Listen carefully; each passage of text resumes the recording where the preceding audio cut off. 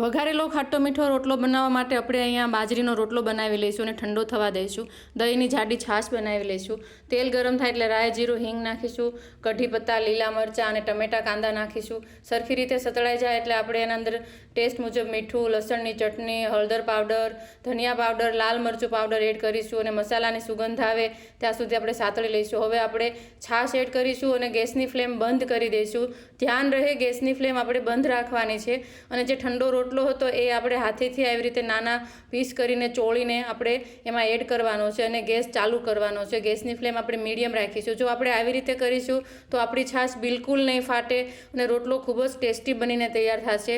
હવે આપણી ગ્રેવી જાડી થઈ ગઈ છે તો આપણે ગેસ બંધ કરી દઈશું અને ઉપરથી ફ્રેશ કોથમીર એડ કરીશું. આ રોટલો ગરમા ગરમ ખાવા માટે આપણો તૈયાર છે. આ ખાટો મીઠો વઘારેલો રોટલો ખાવામાં ખૂબ જ ટેસ્ટી લાગે છે. જેટલો રોટલો તમારો ઠંડો હશે એટલો તમારો રોટલો વઘારેલો સરસ બનીને તૈયાર થશે.